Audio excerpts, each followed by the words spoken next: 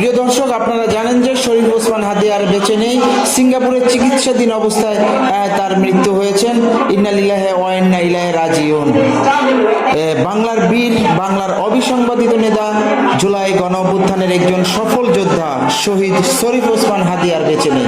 সিঙ্গাপুরের চিকিৎসাধীন অবস্থায় বৃহস্পতিবার আজ 18 ডিসেম্বর দিবাগত রাতে তিনি শেষ নিঃশ্বাস ত্যাগ করেন। পররাষ্ট্র মন্ত্রণালয়ের একজন কর্মকর্তা গণমাধ্যমকে বিষয়টি নিশ্চিত করেছেন। একই সঙ্গে ইনকিলাব মঞ্চ রাত 9:46 অফিসিয়াল ফেসবুক পেজে শোক বার্তা প্রকাশ করে। গত 12 ডিসেম্বর দুপুরে রাজধানীর পল্টন এলাকায় গুলিবিদ্ধ হন শরীফ ওসমান হাদি। প্রথমে তাকে ঢাকা মেডিকেল কলেজ হাসপাতালে এবং পরে এভার কেয়ার হাসপাতালে ভর্তি করা হয়। তার অবস্থার অবনতি হলে রাষ্ট্রের সর্বোচ্চ পর্যায় থেকে উদ্যোগ নেওয়া হয়। প্রধান উপদেষ্টা অধ্যাপক ডক্টর মোহাম্মদ ইউনূসের নির্দেশে সাংস্কৃতিক উপদেষ্টা মোস্তফা সরোয়ার ফারুকী, স্বাস্থ্য বিষয়ক উপদেষ্টা সহকারী অধ্যাপক ডক্টর মোহাম্মদ সাইদুর রহমান সহ সংশ্লিষ্টরা এক জরুরি কল কনফারেন্সে হাদিকে সিঙ্গাপুরে পাঠানোর সিদ্ধান্ত নেন। 15 ডিসেম্বর এয়ার অ্যাম্বুলেন্সে তাকে সিঙ্গাপুরে নেওয়া হয় এবং সিঙ্গাপুর জেনারেল হাসপাতালে ভর্তি করা হয়। চিকিৎসকরা জানান তার মাথায় জরুরি অস্ত্রোপচার প্রয়োজন।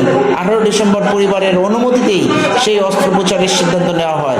এর আগে তার ভেরিফাইড ফেসবুক পেজে জানানো হয়েছিল ওসমান হাদি জীবন মৃত্যুর সন্ধিক্ষণে দাঁড়িয়ে আছেন, কিন্তু সব প্রচেষ্টাকে ব্যর্থ করে দিয়ে অবশেষে তিনি রবের ডাকে সাড়া দিয়ে চলে গেছেন।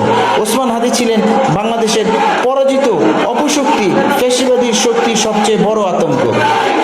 জুলাই গণ অভ্যুত্থানে গুরুত্বপূর্ণ ভূমিকা থাকা সত্ত্বেও তিনি কোনো ব্যক্তিগত সুবিধা নেননি।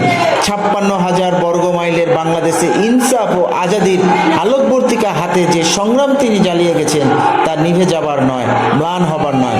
শহীদ হাদি আছেন, থাকবেন, কিন্তু রেখে গেছেন লক্ষ কোটি হাদি বাংলার প্রতিটি মায়ের কোলে ইনসাফ ও আজাদির বার্তা হয়ে আবার ফিরে আসবেন তিনি। আজ ছাত্রদল সহ বিভিন্ন সংগঠনের মিছিল শহীদ হাদির নাম ধ্বনিত হচ্ছে। বাংলাদেশের শত্রুদের বিরুদ্ধে সহস্র যুগ ধরে ধ্বনিত হবে শহীদ শরীফ ওসমান হাদির কণ্ঠস্বর। আল্লাহ তাআলা তাকে শহীদের মর্যাদা দান করুক এবং তার পরিবার ও অনুসারীদের এই শোক সইবার শক্তি দিন।